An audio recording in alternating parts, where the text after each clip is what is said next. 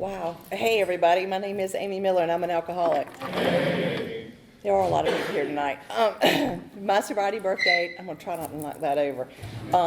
My sobriety birth date is January the 1st, 2003, and my home group is the Came to Believe group in Rocky Mount, and we meet on Tuesday nights and Friday nights. We meet from 7 to 8. The first 3 Tuesdays we study and read out of the Big Book, and the 4th Tuesday we study the tradition that correlates with the month. And then if there's a 5th Tuesday, we study A, history. Friday nights we're a closed topic discussion. The first Friday night of the month, we've just started this new thing where we're studying the step in correlation with the month. And then the last Friday night of the month, we have an open speaker meeting. And we get together at 6 o'clock and we have food and refreshments. And that's where our only open meeting, and we invite our friends and our families to come and join us and check us out and learn about us. And I know that the longer I stay sober, the more I realized the damage that I inflicted upon my family as a result of my own alcoholism. And just as that, I want to make sure that my family recovers with me. And so we invite you to come and be with us if you're ever in Rocky Mount. And what an honor and a privilege to be here tonight. I am a crier. I'm going to put it out there. I can guarantee you if I make it the next 5 minutes without crying, it will be a true miracle. I was thinking about coming up here tonight and the honor that it is to be asked to do anything in Alcoholics Anonymous, let alone come up here and talk on an anniversary talk for. I know that there are 5 people up there, and I wish I knew the other 3 as well as I know the first 2. But the first 2 have been very inspirational in my own recovery. They've set a really high bar for me, and so to be asked to come and speak for their anniversary is like, wow. I have to tell you that the first time that I was living with one of my roommates, and I was like 2 years sober, and she calls me, the telephone rang, and she called me, and she said, Amy, she said, the telephone's for you. And I'm like, well, who is it? She said, it's Tom I. I said, what does he want with me? She said, I don't know. I said, what do I say? She said, hello would be a good place to start. And I'm like, well, I mean, that was the reaction I got when Wallace called me and asked me to speak. I mean, you'd have thought the president called and asked me to come and do something. I was actually more elated. But anyway, and then the other thing is it's a very bittersweet night for me, because just as excited as I am to be celebrating their anniversaries, this is the first time I've been to Southern Pines, and there wasn't one particular face that was in the crowd that was always here when I came. And I miss that man very, very dearly. And my own sponsor told me that he was here in spirit, and I know he is. Richard has always been a kind of constant guide, and of course, that soft-spoken voice. So I do miss him. And I just want to let you guys know that you guys have been blessed with some amazing recovery. I don't know if you realize how amazing it is, but these men have been very instrumental in my life. So anyway, that out of the way. My sponsor sends his love and says to tell everyone hello. I've recently changed sponsors, and I am very I'm very coming into a settled place in my life. Anyway, so he sends his love to you, and I guess God will finally kick in a minute and move me out of the way. The first 5 minutes is crucial for me because, I mean, I'm consumed with what you're thinking of me. It's always been my greatest fear is what you think of me. And so the first 5 minutes, I'm sitting there going, oh my God, what are they thinking of me? And that's just like the story of my recovery is what you're thinking of me. And when God finally moves in and I quit worrying about what you're thinking of me, it gets okay. And I have to laugh and share this too. Was when the young lady was reading the How It Works, I think it was, or no, it was the 12 Traditions. It reminded me, classic. It reminded me of one of my favorite speakers, Tracy Bedford from out in Texas. She turned me on to this new thing at the convention last year when I was hosting her, and I don't know if y'all have never seen the Pixar movie Up, but it's this little dog that he's sitting there and he's like this and he's talking to his master, and all of a sudden he goes squirrel, and that's kind of like how I do. I mean, so it's kind of like, where did that go, And so that's the big ongoing joke, is that Amy's the squirrel in the crowd, and so I've been having some squirrel moments today. So if I just kind of go in left field, I fully can understand where you were with reading that thing. But it is my job tonight to tell you in a general way what I was like, what happened, and what I'm like now. And I will try to be general with that. I don't like doing fifth steps up here, but I grew up in an alcoholic home. Wallace told you that. My dad is my example of an alcoholic, and for a really, really long time, he was my excuse for not being an alcoholic because I didn't drink the way that he drank.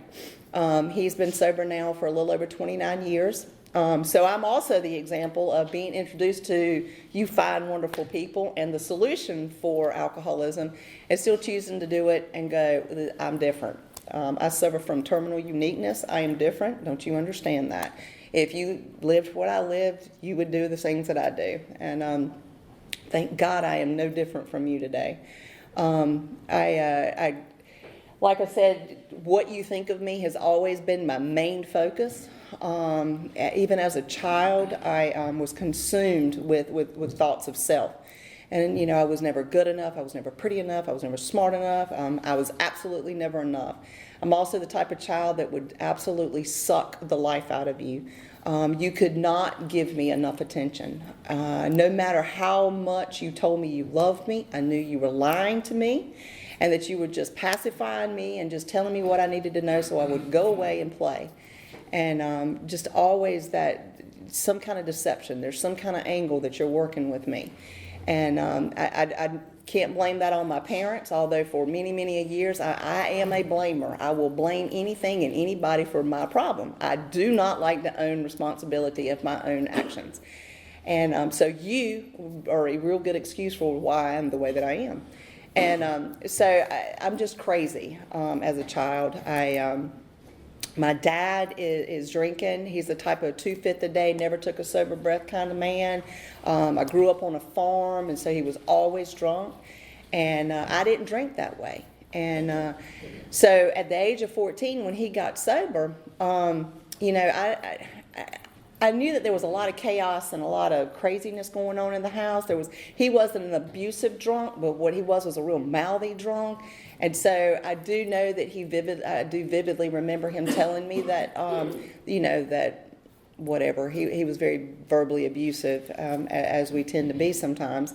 And that I do know. And for a long time, it was my excuse. He gets sober when I was 14. And I had not had a drink up until that point. And he also was a type of drinker that he didn't hide his liquor, but what he did was he strew it all over the farm. So wherever he was, when he decided to take a drink, it was there. Well, my first drink, I used to stand up here and I used to be real indignant about the fact that I never hid my drinking. I was straight out. When I wanted to take a drink, I took a drink. And that is a lie.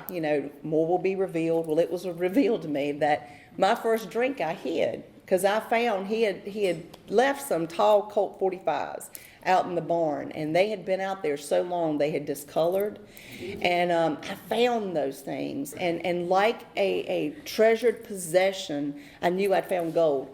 And instinctively, I knew that what I needed to do was hide those until I could wait for the right moment, the right time, the right victim, and all that, so that I could have this big ceremony and become a woman. And I hid those things in my closet for like 6 months. And I found that perfect victim, and I invited her over to my house and told her what was going to go on, and she was all game for that. And my dad, he was a chain smoker, so we stole some of his full flavored Winston cigarettes. Immediately, I knew that drinking and smoking went together. And one thing I didn't know is I didn't know the etiquettes about not eating prior to drinking. Okay, so Another part of my personality is I'm very grandiose, and more is better. I suffer from the illness of more, and I had a bowl. Now, when I say a bowl, let me qualify what a bowl of cereal is. A bowl of cereal is like a mixing bowl of cereal, okay? Two things. One, at that time, and still is today, Carolina was always been my number one team, and I had this big, huge Carolina blue trash can in my room. Second thing, at that time, Blueberry cereal. Now, I don't know if y'all know what Blueberry cereal is, but it's that stuff that turns your milk Carolina blue. That's the bowl of cereal that I had before we commenced this ceremony. And we locked ourselves in my room, and we broke out those hot Colt 45s, and, you know, we cheered we're going to become women and start smoking. And I think maybe I took 2 or 3 swallows of that beer, and what I did was I painted the inside of that trash can the same color as it was on the outside. And what I can tell you is that I did not have this one euphoric, oh my God, thank you for giving me the answer to life's problems experience. What I did was why did my dad just spend 28 days locked up behind something that tasted like this? Oh my God, you will never have to worry about me going into a treatment facility behind this junk, because it is god awful. And I think we ended up pouring the rest of it out. It was just awful. And that would be my first experience with alcohol. And it would be that until I found Sun Country wine coolers. And everybody knows that Sun Country wine coolers is a little tutti frutti, tastes like Kool-Aid. And when I found that, and the magic happened for me, and what the magic looked like for me is like I told you, you talked in my head all the time. You were constantly telling me I wasn't good enough and I wasn't pretty enough, and I was consumed with what you thought of me. And what alcohol did for me was it shut you up in my head just long enough that I could be in your presence and not want to die. It was just a craziness of that.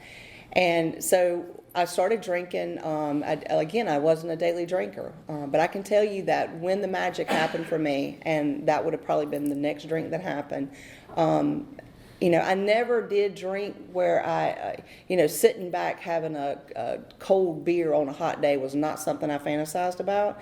I really actually probably never, except for the Sun Country wine coolers, ever took a swallow of liquor or drink or whatever that I liked the taste of. When I started drinking, I drank for purpose. Just like what the doctor's opinion talks about, I wanted the effect that was produced by alcohol. I wanted it quick, and I wanted it fast, and I wanted it right now. And everybody knows how to do that. We do shots. And so I'm a shot drinker. That's where my drinking would eventually end up when I figured out that I didn't have to suffer through holding my nose, drinking stuff to get drunk enough to be able to drink, that I could just hold my nose for a couple of shots and get it there and go on and be done with it. That's pretty much how my drinking was. I decided that, with everybody being my problem, that the best thing that I could do was to find a solution to the miserable existence that I had, and that of course was, usually high school dreams are women fantasize about going on to college and getting careers and taking care of themselves. My solution was I'm going to find a man to do that all for me. And so I kind of skipped that whole boat. I did go to college. I went to Peace for 2 years and graduated from there. But in the kind of the middle of that, I decided that this Marine that I had found was a really good solution to my really crazy life at home. And when I say crazy at home, it was really actually kind of boring. My dad was sober by this point. My mom's a raving Al-Anon, and so everybody's in my business about my stuff. And so when I say crazy, that's what I mean by crazy. Everybody is looking at me, and nobody wants to talk about everything else. And so I convinced this man to get married, and flew back home because I flew to Cleveland because he was from Cleveland, but he was in the Marine Corps. We got married, and I flew back home, and he went off to California, and that was the first 6 months of our marriage, which was absolute bliss. And I had to come home and tell my mother and father that their only daughter, I do have an older brother that's 9 years older than I am, but their only daughter, whose fantasy it was to have the Princess Diana, big, huge train wedding with all the bridesmaids and everything, had not only just had a boyfriend, but now they had a new son-in-law. And you can imagine that really didn't set really well with them, that their 19-year-old daughter that they did not even know was dating now was married.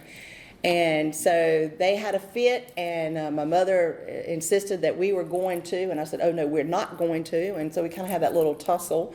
And I graduated from Peace, and when I graduated from Peace, he got booted from the Marine Corps for failure to conform to military standards, i.e. he was a drunk and wouldn't go to alcohol rehab.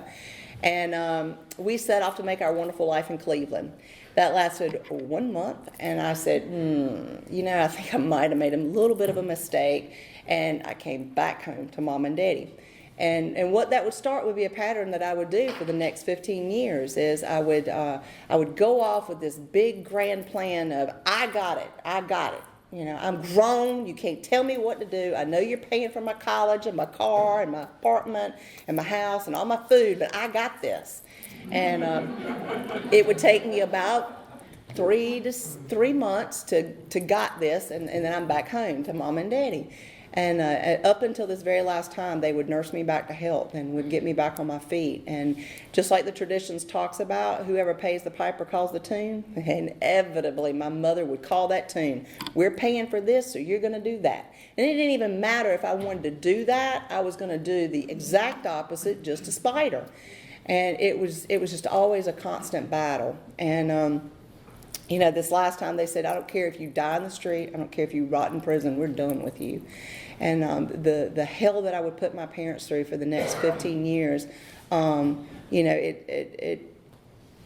it's something that I will live the rest of my life trying to make right to them.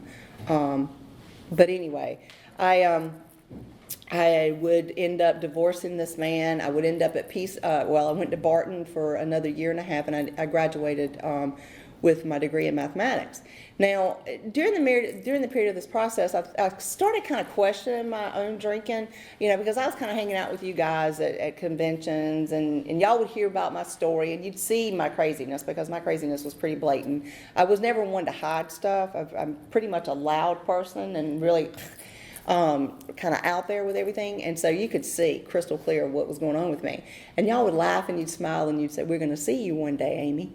I'm like, oh, no, not this old gal, you're not. Y'all clearly are crazy, because I don't even drink the way y'all drink.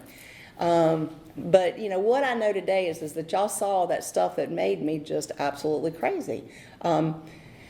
Sadly, I see it in some of my own children, and to try to get them to see that's how I know today the devastation that I caused on my parents, because the same conversations that my parents were having with me, I'm having with my children, and the same reaction that I'm getting from my children is the same reaction that I gave them. And it just throws a whole new level of understanding on what I did. Just as sponsoring other women. When I'm sponsoring a woman, and in fact, I just had a conversation about this with my sponsor. I was trying to lay down the law of what this sponsee was doing, and he's like, "Oh, like you were doing." I was like, "Yeah, kind of like what I was doing, but I see it crystal clear now." And so anyway, working with other people is very, very vital to my recovery, because I can't see the truth about me. I just can't see the truth about me.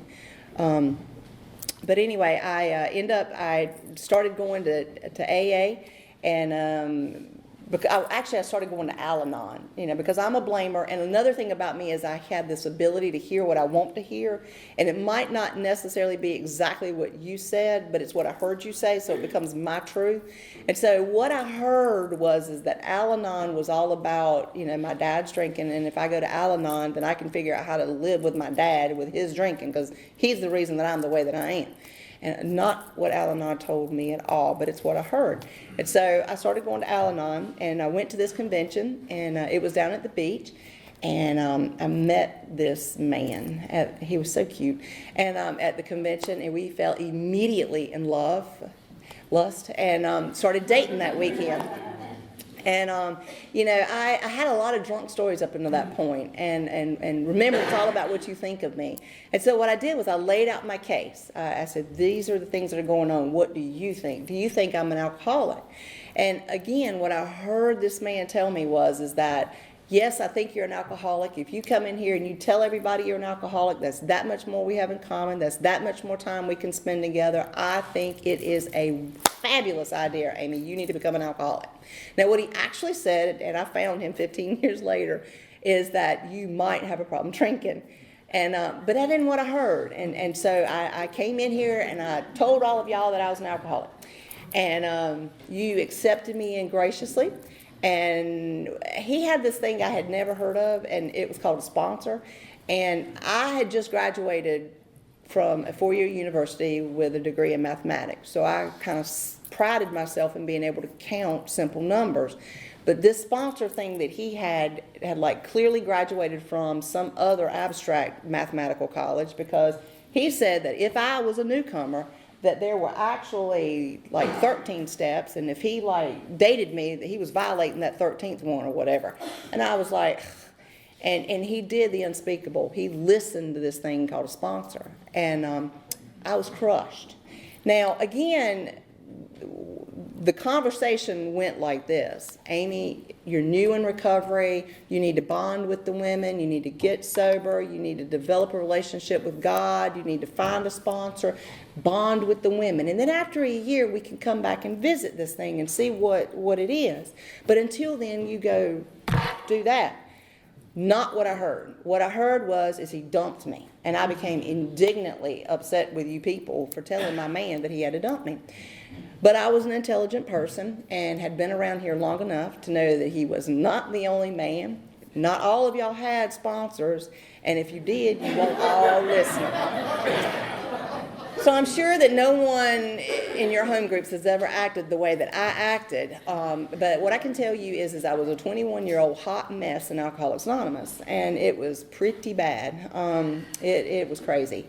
After 3 months, decided that I was cured and needed to go work at a treatment facility. And I can tell you that I did not need to be at a treatment facility. Stayed there for another 3 months and decided that what I needed to do I love movies. And at the time, in fact, I was born a century too late because I really should have been Scarlett O'Hara. I really should have been. But my 3 favorite movies at that time were Top Gun, Under Siege, and Navy SEAL. Now, this is my best 6-month thinking, unsponsored, mind you, that the common thread between all 3 of those is the U.S. Navy. And what I need to do is join the U.S. Navy so that I can meet Charlie Sheen or Tom Cruise or Steven Seagal, and my life's going to be perfect. And I'm a justifier. If you need anything justified, come see me because I can help you with it. The book has stories in there about people that stayed sober with just the book through World War II. Surely I, with as many meetings as there are in the world today, can stay sober and go to all these meetings in China and Japan and come back and tell y'all how they're staying sober. They're staying sober the same way we are with 12 steps and 12 traditions. But that was my game plan. And everybody laughed and you smiled and whatever. And I went off and joined the Navy and came back home. And my experience with coming back home was I did stay sober through basic. And on the 2-week leave that I was back home, I stayed sober. 2 meetings I went to. I went to one to pick up my 9-month chip that I honestly earned. And the second one was to come back after 2 weeks of being at home and let y'all know that I was still sober. Now, the other part of that 2 weeks, I was spent at the bar with my new boyfriend, the Navy recruiter. And I'm a bar drinker, y'all. I love a bar. I love the lights, the drama, the smell, the chaos. I got a bar blood. And I love bands. I love music. I still do. But anyway, and I was drinking Cokes and listening to the band and dancing and, came in and made my case. Y'all are really making too much of this whole thing about going to the bars. Clearly, I stayed sober for 2 weeks. Y'all don't know what you're talking about. And went off to Meridian, Mississippi, Jim Holmes' old stomping grounds.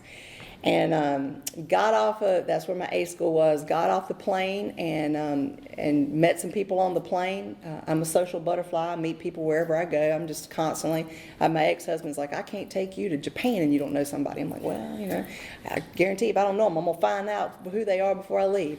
But anyway, so they asked where I was going. I said, I don't know, where y'all? And they said, we're going to the base bar. Would you like to go? And absolutely. I just spent 2 weeks at home in the bar. Why should I not go?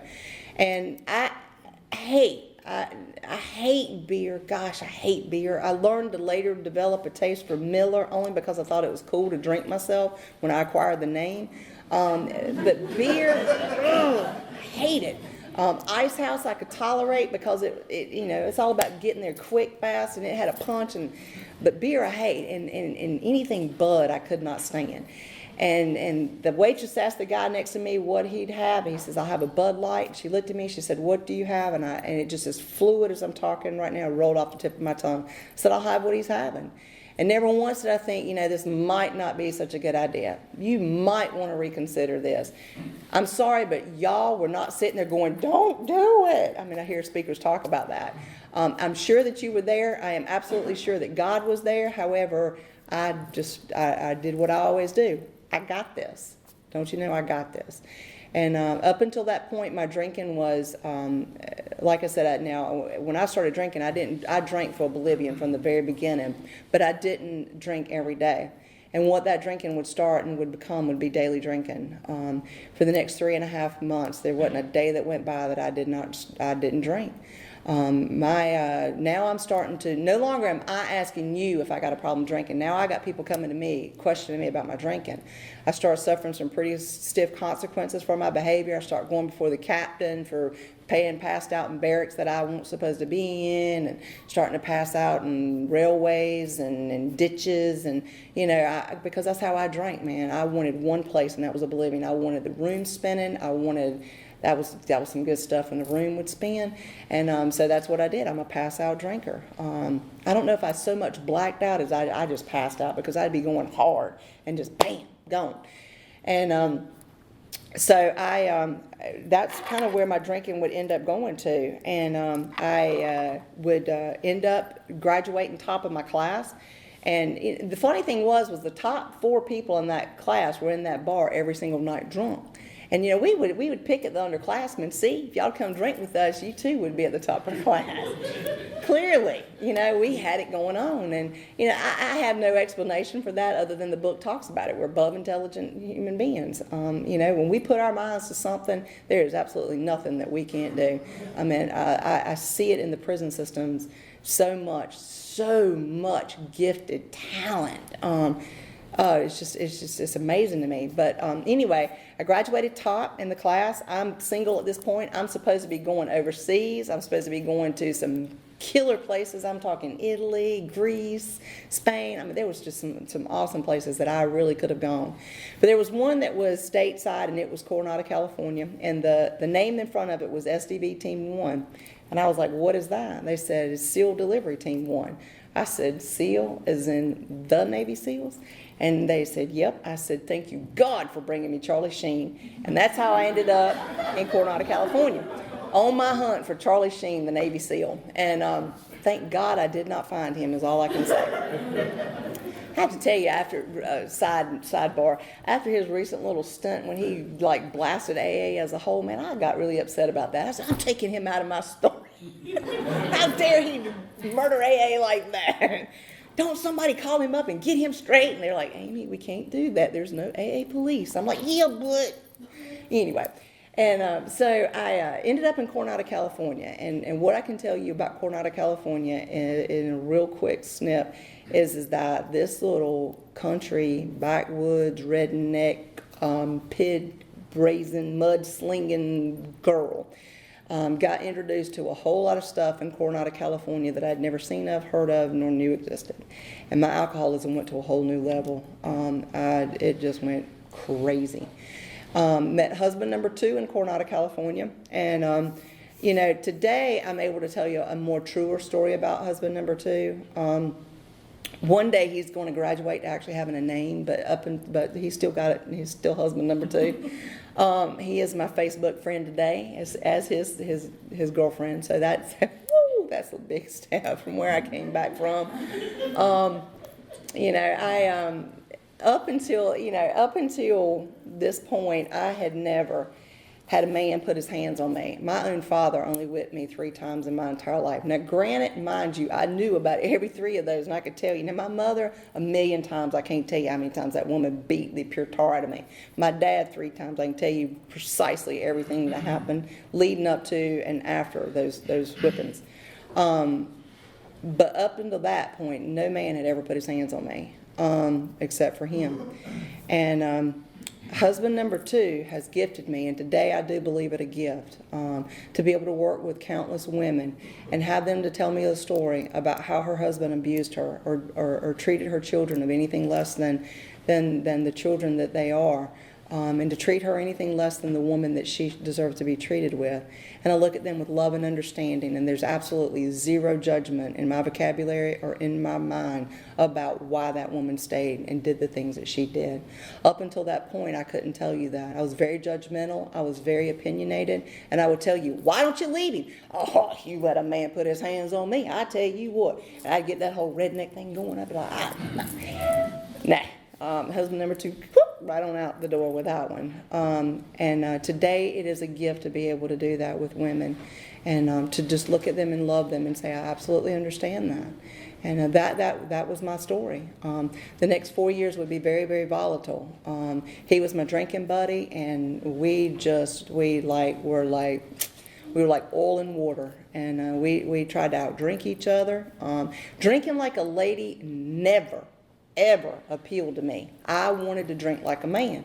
There was just something about, I can't tell you what my favorite drink was, but I can tell you it was a 3-shot drink, and then they were full 3 shots. And I just loved to be able to walk into the bar and say, I'll have a, and to watch everybody go, and I loved to challenge men to drinks, and I was just crazy like that. And so when I got pregnant, the drinking stopped. I don't know why, but for whatever reason, I was petrified of fetal alcohol syndrome, and so I stopped drinking. I wish I could tell you I was sober. I can't do that. But what I was very angry and very, very bitter that my husband was doing what I wanted to do. And the fighting just escalated. And finally we ended up back, we need to get away from California, because that's the problem. All this stuff in California is what the problem is. All these women in California he's messing with. We need to get back to the East Coast, because the East Coast will be, they treat me better.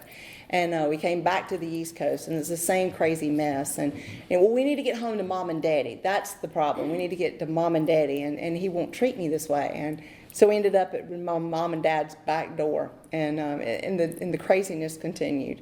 That was when we'd have our 2 children. I have 2 beautiful children. I have a son that's 18 and a daughter that's 17, and I absolutely love them. I'm learning how to do that unconditional love that my mother and father showed me. That love of no matter what you do and the choices that you make, I love you in spite of that. And that's been a really hard, painful lesson this past year, to be real honest with you. But thank God I'm able to, through sponsorship, walk through those dark times of when you just want to strangle your child's neck. And I had it put to me, well, Amy, weren't you 17 once? And I was like, yes.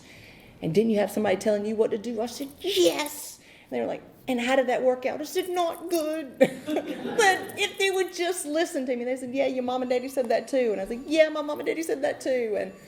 But anyway, I would have 2 beautiful children. I would end up one night after 4 years at my mom and dad's doorstep, and would finally have him removed from the home. And what that would start was, not recognition of the fact that I was crazy, but recognition of the fact that now I can drop my kids off at my mom and dad's, and now I am able to run the street. Because one thing about being with Adrian was that his wife won't gonna act but such a certain way. So there was that control feature on me. But now he's out of the way, I can do what I want to do. So the kids are getting dropped off at mom and daddy's, and I'm able to run the street like I want to. My brother's playing in a band, and so I'm now able to go into the back of the bars and say, my brother's in the band. Well, that gets you free drinks all night long.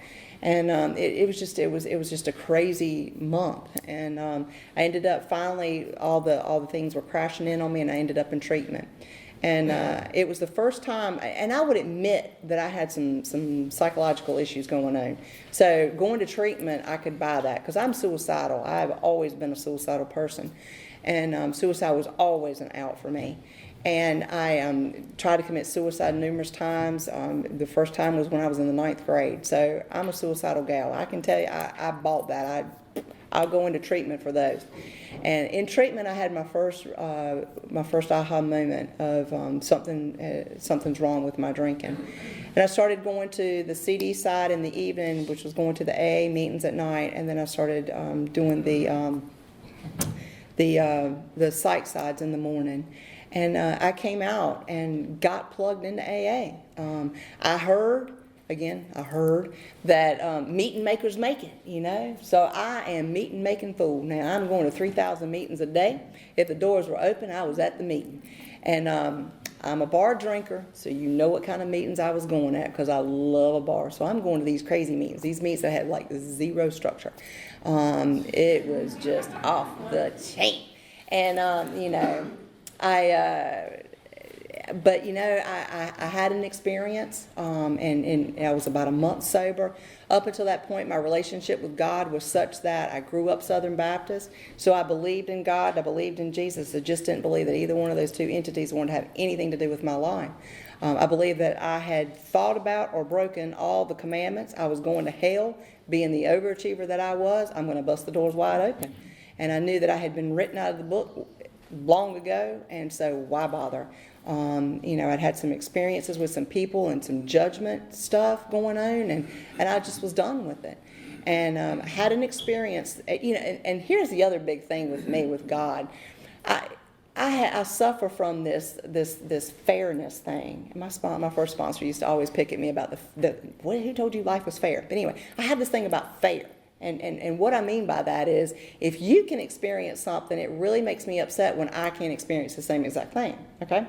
So one thing that I had heard, Bill Wilson had the big bright light experience, Other people had seen angels come at the foot of their bed, People had seen burning bushes. Why am I any less special than they? Why can't I see the burning bush? Why can't I see the angel?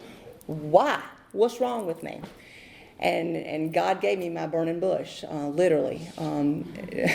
Woo, be careful what you pray for. A month sober, I had my burning bush. And from that moment on, never again did I doubt the existence of God nor his desire to want to have a part in my life. What that was is a really powerful experience, just like Bill's experience at that doggerel on that tombstone that day. That experience was not enough to keep me sober. Because what I did was I failed to enlarge my spiritual life. I had no idea how to develop a relationship with God. What I just knew then was that he was a really powerful being, and that he was much greater than I was, and that, okay, can we laundry list out what I really want? And I know I'm supposed to be turning my life over to you, but you're really not working it out the way I want it to work out. So, it's constant power struggle. I was doing that with a sponsor. I was bebopping around meetings. I was bebopping around sponsorship. Absolutely hated women. Oh my God, I hated women. Women were they were my competition. You either had what I wanted, I was petrified you were going to take what was mine. You were prettier than I was, you were smarter than I was, you were skinnier than I was. I wanted your life. I don't care all the whatever was going on in it. I wanted your life. And so the only thing I know to do with things that I don't get along with is to be at odds with them and to be part of them. I did come to develop some relationships with women during that 4-year period of sobriety, and I had some pretty horrific things that would happen to me as well. And my bitterness and resentment and anger would just seethe and would grow. And self-pity was it was awful. I would end up, after 4 years of being sober, and the ex-husband would come in and would get sober with me. he ended up leaving me for another woman. And it was what I had prayed for 2 years, but when it happened, fear set in on me in a way I cannot explain. I had no relationship with a sponsor, no relationship with a home group, no relationship with God, and I freaked out. I became absolutely paralyzed. And I stayed sober for 6 months, but the pain had to go somewhere, and so I did the only thing I knew to do.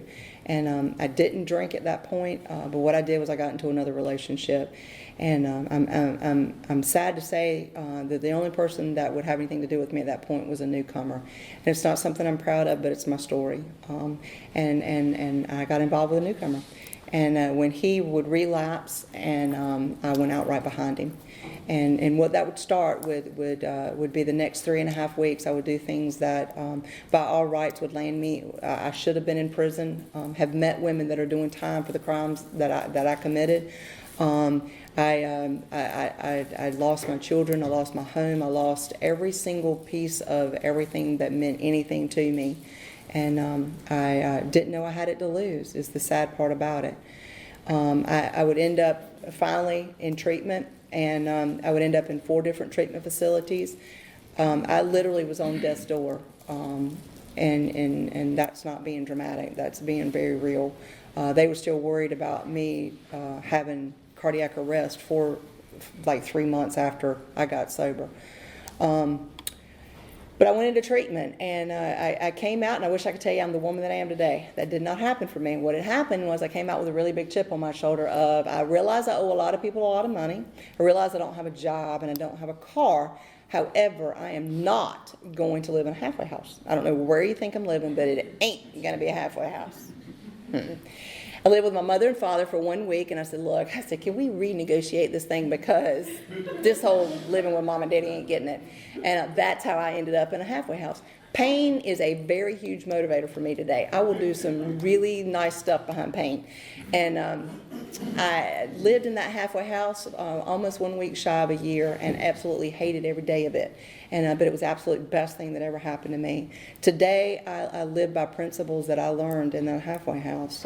How to do stuff, how to manage my home, how to do certain things, how to take care of myself. Learn how to make a bed. I came out of the military. I know how to make a bed. Forget making a bed. But I learned how to do those things in the halfway house. Learn how to get along with other women in the halfway house. I would end up coming out and going to the same meetings I was going to before I got sober, and got involved in another relationship. Justifying it with, I know he's a newcomer in that he's got 3 weeks of sobriety, but he had 9 months and he relapsed, so he's technically not a newcomer, right? And when he would leave me 2 weeks later for a woman with a car. You know, Wallace talks about that moment of desperation. You would think that almost dying, that almost ending up in prison, that ending up in 4 different treatment facilities, that losing your children, your house, your home, everything, that would be a moment of desperation. No, it was leaving me for a woman with a car. I was done. And that was when I asked Sandy to be my sponsor. And, I went to her and I was like, Sandy, will you be my sponsor? And she's like, let's pray about that thing. And she knew who I was, clearly. And she said, she'll tell you that. She said she was going home going, God, please do not let this woman want me to work with her. She's going to be a lot of work. And I was going home, and I was gifted with that gift of desperation. I would have licked the ground if that woman told me that I could stay sober. See, coming back, the thought that I could live 24 hours or 24 minutes or 24 days without drinking was something I could wrap my head around. I had done that for 4 years. Mind you, my children at 4 years sobriety had been taken from me because of my mental condition and the fact that my parents feared for my children's life in my care. But I was sober for 4 years. So not drinking for 4 years, I could grasp that. But living 24 hours, 24 minutes, or 24 seconds and not want to commit suicide, I had no idea how that felt. None. I never felt it. And that is the gift that was graced to me, that I don't know when it happened. I don't know how it happened. I just know that it happened, and it came out of a lot of pain. It came out of sitting down, working steps, and going through the steps with a sponsor, going to meetings. It came by getting active in the prison work, and doing what I see the men and women that I look up to, and I want to emulate my life after. Doing, some of y'all set some really high bars for us, and God forbid I ever want to whine and cry and say that my life is busy, I can't do it, I'm doing something 6 nights a week. Really? Well, some people are doing stuff 9 nights a week, and you know what I'm saying? 525 days a year, and it's like, oh my God, how can I whine and cry about that, And thank God for that. Thank God that the people that I've chosen to carry me down this path have been examples of sobriety. My first sponsor, I love her dearly. I owe my life to her because she is the one that helped me develop a relationship with God. She's the one that helped me develop a relationship and the principles by which you guys have allowed me to grow into a woman. Is my life the way I want it today? Absolutely not. The last year of my life has been absolutely probably one of the worst years of my sobriety. You know what? It's okay though. I'm still sober, and I still love life. And I know that God's got me in the palm of His hand. And I know that if I do what I did when I first got sober, that, my life will be beyond anything I can imagine. I'm my worst critic. And, worrying about what people think of me, that's something that still bothers me, And thank God I got a sponsor that constantly reminds me that what people think of me is none of my daggum business, Ain't none of my business. Because 9 times out of 10, they're worried about their own selves. And so why are you worried about what they're thinking they're worried about you about? But it still obsesses me. And what I know today is that when that comes on me is that I go to the prison, I call a sponsee, I call my sponsor, I get out of myself and start doing something, I pray. Those are the things that kept me sober. And as a result of that, I do have some pretty awesome stuff in my life today. I've been employed for 9 years by the same people. I have a home in my own name. I have a car that's in my own name. My children are part of my life. My ex-husband is my Facebook friend. I mean, come on now. I wanted to kill this man when I came back to y'all. Those are nothing that I did. I did absolutely nothing but follow the suggestions that you guys taught me and stayed on the path, no matter how bad it hurt, no matter how much pain I was in, and I looked to help somebody. And for that, I am absolutely 100% grateful for my life, and what an honor and a privilege to come and share with y'all today. Congratulations to all the people that are celebrating anniversaries. Thank you for my life and my sobriety.